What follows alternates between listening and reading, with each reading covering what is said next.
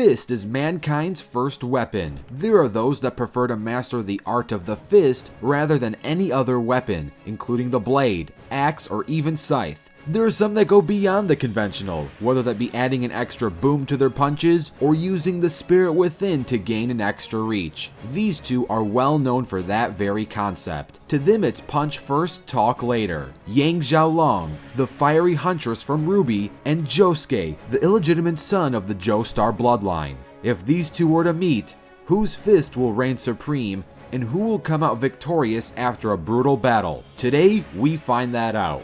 Today, we rewind Rumble.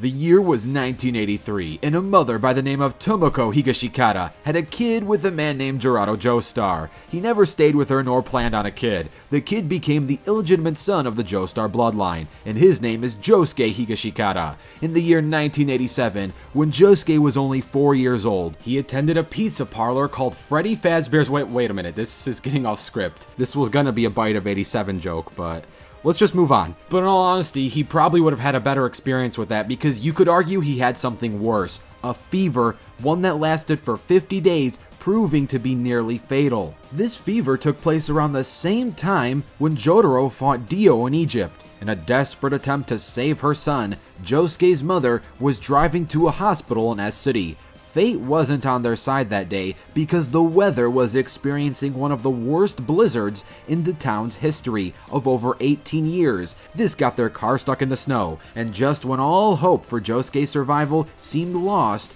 a young man who had many wounds and bruises, presumably from a fight, selflessly took off his jacket in the harsh snow and pushed Tomoko's car under it, allowing her to drive again. Upon seeing this stranger's generous act to help people he does not know, Josuke had idolized him as a personal hero. To honor his good deed, Josuke pledged to be like the man, to not only in his style, but also his way of life, thus actually explaining his hairstyle to this day and why he is so easily offended by people mocking his hair. Josuke grew up as a normal kid and teenager, well, normal for Josuke standards. That was until he met Jotaro. By this point, he already had his stand, which was obtained off screen, but through meeting Jotaro, he had met other stand users, friend and foe, setting out to be the hero, the man he idolized all those years ago. Would you look at that? Is that irony or is that destiny? You tell me. Now, as a stand user, Josuke possesses very useful powers. First of all, stands, as mentioned in previous uploads, are manifestations of the individual spirit. As such, they aren't visibly corporal, so unless you're a stand user yourself, you won't be able to see someone's stand or tell they have a stand at all. Now, it isn't just invisibility that stands have. Each is unique, so they all possess powers that they only have. Crazy Diamond possesses some of the common ones like super strength and speed fast enough to leave after images, flight, enhanced senses, and perception, power enhancement through rage, etc. But what makes Crazy Diamond unique is its restoration ability. To put it simply, Crazy Diamond can revert objects to a prior state. This allows him to heal any damage to a state before any harm was done. This isn't the only thing it can do. Using this can restore matter to its components. To set an example, if he used this ability on, say, a vehicle like a car, the car would be reduced to nothing but scrap metal and random parts. Another aspect to this power is that he can fuse two separate forms of matter together. In this sense, he can fuse people into physical objects regardless of their components, which is something that defies literally every form of science and makes absolutely no sense. Seriously, what is even the process of melding flesh and tree together, and how would that even work? Does the flesh just vanish, or does it become part of the tree? Maybe you should ask Poison Ivy. The stand, on the other hand, has more physical power. For comparison, Crazy Diamond should be superior to this stand, who created an explosion that blasted an entire house. Measuring the size of the house, we can see the force of the explosion yielded 0.04 tons of TNT, which is enough to destroy a small building. He also reacted to Red Hot Chili Pepper emerging from a wire, who was shown to be moving at light speed, even going as far as punching him before he could even emerge. He is also capable of fighting stands faster than light like Killer Queen. Crazy Diamond, even at his best, isn't as fast as Star Platinum. It's still quite noteworthy though. showing he could come close to keeping up with Star Platinum. All these years with his stand have left him to be a very smart and skilled individual. He uses his powers in very creative ways, but rather than using restoration offensively, he can use it defensively to fuse others to avoid getting hurt or seal others together. Now, of course, like all stand users, any damage dealt to Crazy Diamond will be reflected onto Josuke, and Josuke cannot use its abilities to heal his own wounds, bring back the dead, cure diseases, or restore anything erased by abilities like the hand. If he feels that his hair has been insulted, Josuke will fly into a blind rage, causing him to think less rationally and leave him vulnerable for planned attacks. Yet with all that, Josuke still made a name for himself, continuing the Joestar bloodline and keeping it alive. Josuke is definitely one of the most interesting Joestars out there, and the last thing you want to do is anger him, or else you'll face a crazy power that is Josuke Higashikata. The world of Remnant is a very hostile, blood-soaked land. Creatures called Grimm roam the world, killing any living thing on sight without a second thought, for their instinct is to merely kill. In order to fight back against the forces of Grimm, mankind has engineered a material called dust, which they were able to use to not only construct civilization, but create weapons and forces to fight back against the Grimm. For this to be successful, they had to train people known as huntsmen and huntresses to fight back with all their might, protect the innocent, and teach those to use their skills for many generations. Thus, training academies were made to train hundreds of students to become huntsmen and huntresses. Among these many students,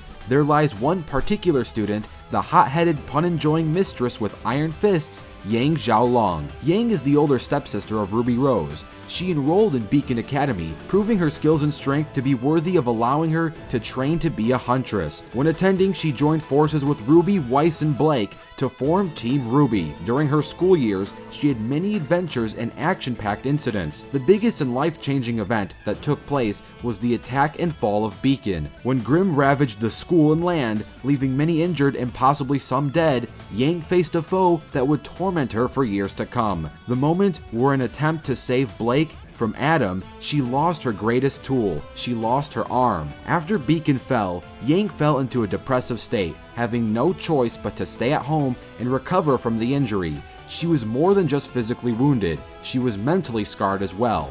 A few years went by, and after some time off, she finally gained the courage to move on, not allowing the past to shackle her any longer, all with a brand new arm given to her by Atlas. She reunited with Team Ruby and together continued on their quest to find a way to stop Salem and put her down for good. Yang is a character rather unconventional to other huntsmen and huntresses. While everyone uses melee weapons like swords, spears, whips, etc., Yang is one of the few characters to use gauntlets, focusing more on pure hand-to-hand combat. Since she likes to get personal there, these gauntlets, called the Ember Silica, are unique since they act as metallic boxing gloves, all while also packing shotgun blasters, shooting out fire-induced bullets that shoot out like a shotgun and explode on impact. She can use these to amplify firepower, increase the strength of her punches, attack long range, and even propel herself to move faster or even take pseudo-flight.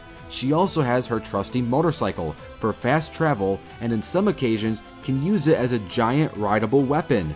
Of course, the weapons don't make up Yang's true power. Every human has an aura, and huntsmen and huntresses are able to use this aura to defend themselves, heal themselves, and use it offensively. And when it's used in this fashion, it's called a semblance. For Yang, her semblance is called Burn. It allows her to stockpile damage she takes over time to increase her strength gradually, then with it also increasing her anger. She grows stronger over time, eventually overpowering her enemies, such as the time when she fought a Roman Torchwick in a mech. She can also keep up with Cinder with her maiden powers, but the scaling there isn't exactly reliable and there are no instances of fighting one-on-one. Yang can also keep up with her team, who can dodge gunfire, lightning bolts, and even keep up with Ruby's semblance. Although she can't directly keep up with Ruby's peak speed, Yang has fought hundreds upon hundreds of Grimm. Even during her school days, she was fighting Grimm day and night with little to no rest. She has fought many huntsmen and huntresses like the Aesops, Salem's best fighters, Atlas robots, and many more. Her skill set is vast as she eventually learned to utilize her punching-focused combat in many different ways, such as using bombs to shoot. Yang has some faults though. She used to be over-reliant with her semblance to fight, but eventually she learned not to overly rely on this, instead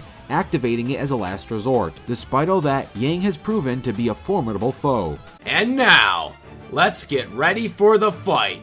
This battle will take place on Earth, and remember, there is no prep time. Let the battle begin!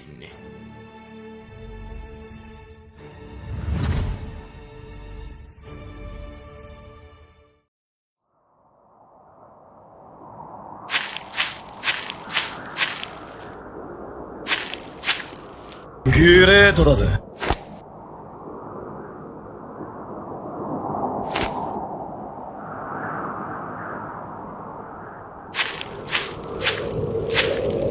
Ugh! So close! Huh?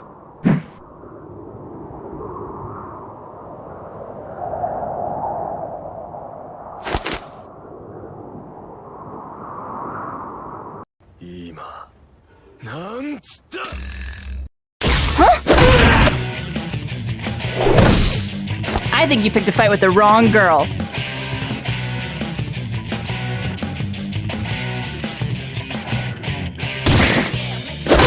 How did you... Hey! There!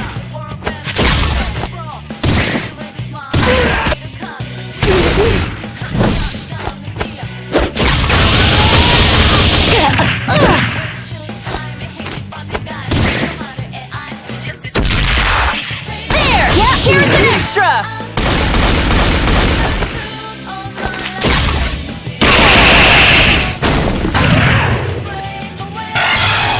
Hey! Now I'm mad! Can you take this?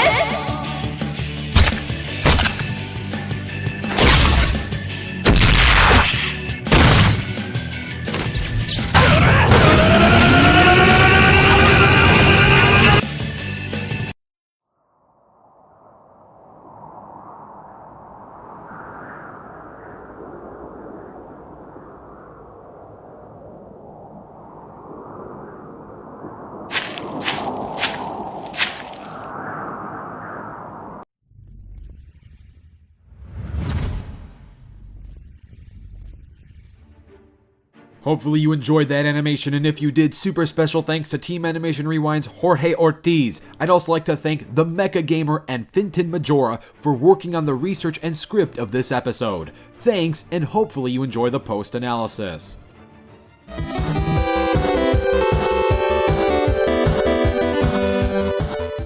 Did he just... is she... you know what, let's just talk about the statistical reality of this. Josuke takes the win. Now, Yang has a few advantages under her belt. Yang is a lot more stronger than Josuke, physically speaking. Yang's greatest feat is scaling to attack Weiss did that injured Queen Lancer. The full canister yields 250 plus tons of TNT, while the best viewable feat Josuke did only has 0.04 tons. The gap there is significant, and this power would translate her durability being higher too. With that gap in mind, plus the added bonus of the aura projecting her, and if you add the fact that she has long-range options that are more consistent, even in an ability to strengthen herself if she takes damage, that sounds like enough to give her the win, right? But that's kinda where it ends. Despite Yang's combat experience coming from school and other huntsmen and huntresses, Josuke also has years of experience fighting other stand users and possesses his own set of skills to match Yang's. When it comes to who is more skilled, that really depends on what you think counters what. Josuke is shown to easily adapt to new fighting styles and overcome them with his creativity and ingenuity, so he can easily read Yang's movement and adapt. Yang also has no way to see Crazy Diamond, so she is highly vulnerable to being attacked and incapable of anticipating blocks. The biggest disadvantages Yang has, which determines the win, is Josuke's speed and Josuke's restoration. You thought the attack power gap was bad? Well, what about the fact that Yang's best speed feat is dodging lightning, while Josuke tags people who move faster than light? That's a 2,480 times speed difference, meaning Yang is only 0.041% the speed of Josuke. Not only does that mean she can't tag him, she also has no counter against restoration. The ability negates durability and can affect stands, meaning the powers can affect one's spirit and thus should work on aura and even bypass the defensive function. Yang has no way of stopping punches that can just destroy her weapons via reverting their state to even being fused with something that speed she cannot even comprehend. While the fight was way closer than expected, Yang proved to be a formidable foe even without the stand, but Josuke's speed, power, skill, and tenacity pulled through in the end. Yang's only real way of winning is getting one good lucky hit, which through luck can possibly happen, but the probability of that happening is very low. Her power isn't gonna help her if she's never gonna land the hit to begin with. That's how wide the speed gap is. Not yet will the bloodline end here, as this is just another part of Josuke's bizarre adventure. The winner of this Rumble is Josuke Higashikata. On the next episode of Rewind Rumble.